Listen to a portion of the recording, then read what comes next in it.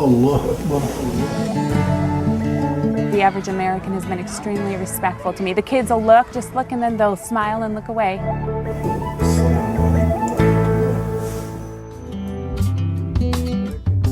Dr. Nagamia blames the media for not highlighting the positive initiatives taken by the American Muslim community. You've been doing that for the past 11 years. All that you talked about are all beautiful, positive things that Muslims are doing in America. Right. Then how come Muslims have such a bad image? Well, I think the part of the blame goes to the media, because I think the media tends to exemplify the the part of Muslims which is bad. If somebody does a crime or if somebody does something, then it is plastered in big letters and it is categorized that it is done by a Muslim. But everybody else does it too. I mean, the Christian may do it, the Jews may do it, but they never, then it becomes an individual and it doesn't, his religion or is not emphasized. But when you do good things, then they tend to kind of be, they do show some aspects of it, but it's very brief and, at a very probably inopportune time at midnight or something like that, But he feels that it's also the responsibility of Muslim organizations and American Muslim citizens to play a proactive role in inviting and working with the media. So I think if the Muslims also let them know beforehand that they are doing this, and so they don't tend to ignore totally, but I think they don't give as much importance to the positive things that Muslims do as they could, because if they could, we are of course citizens of this country. We are going to be here.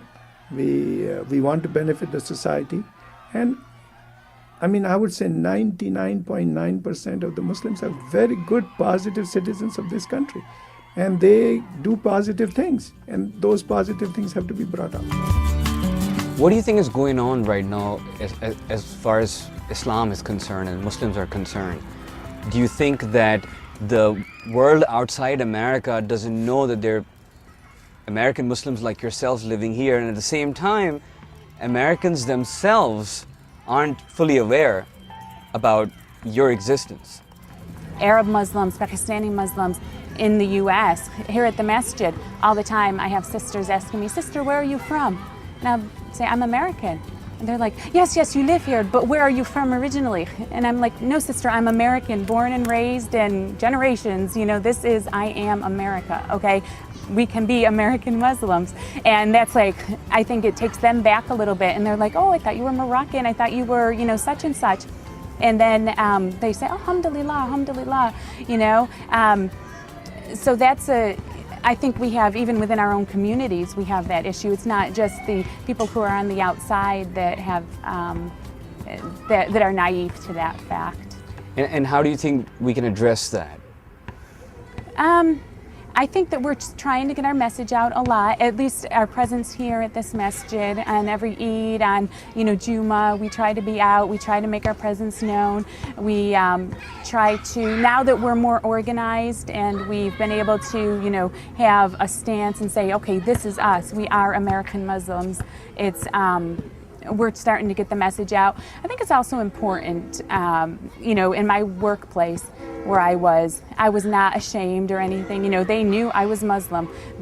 My coworkers, through the city of Tampa knew that I was Muslim. They would come to me, they would ask questions openly, and I wouldn't want them to be nervous about asking certain types of questions because I wanted to be able to answer them, whether they were biased, whether, they seemed stereotypical or anything. I'm like, bring it on, let me clear it up. Let's just talk about it, give you a better understanding. You don't feel scared or, somebody's going to attack you or anything like that?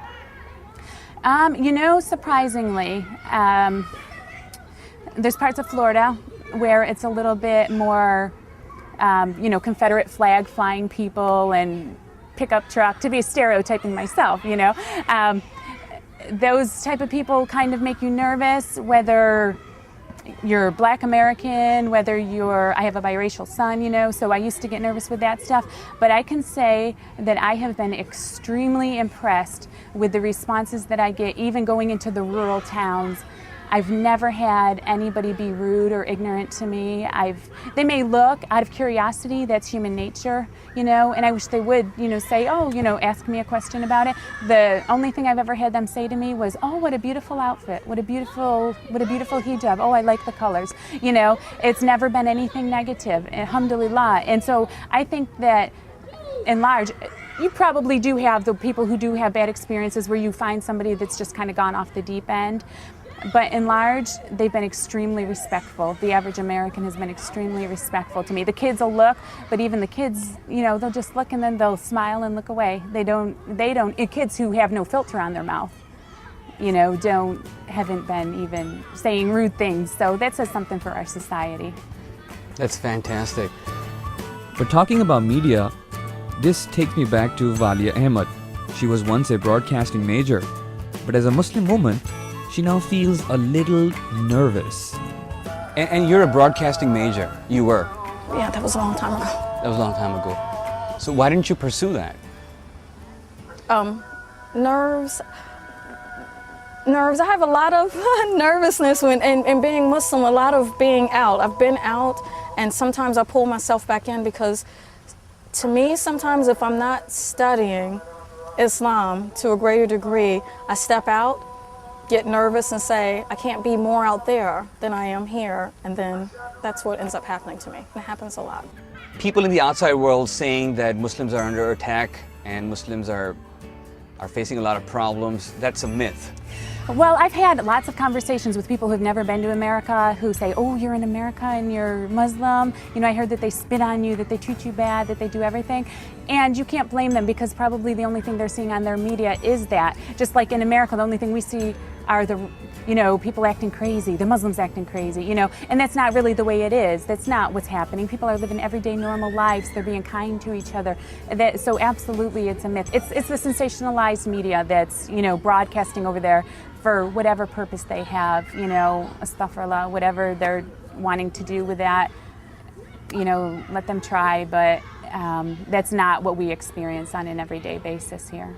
So here's an American Muslimah, an American Muslim woman, having a fantastic life, raising a family, offering her prayers, following her faith, coexisting with all other faith traditions in America, and doing a lot of social and community work, feeding the hungry, and living the American dream.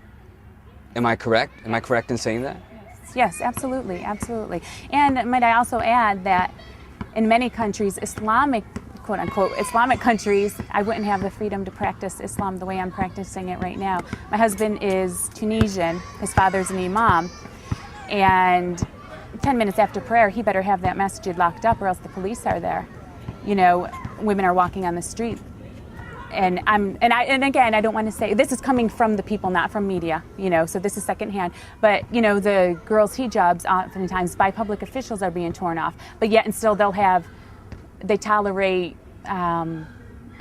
legalized prostitution, so they're allowing one extreme, but they're not allowing the other, not even extreme, but moderate people to practice their religion, and it's a very dangerous slope for them, and that's not what we experience here in America. We're allowed on all spectrums of the scale. So the moderate, peaceful, progressive Muslim revolution is taking place in the United States. I do believe this, yes.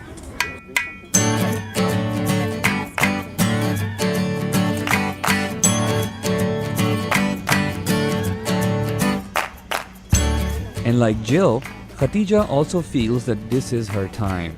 Once, she was spat upon, but now she says she's ready to make a difference in her life as well as in the lives of others, no matter what their faith may be. I also believe that this is our time. The Latino Muslim in America is doing a renaissance.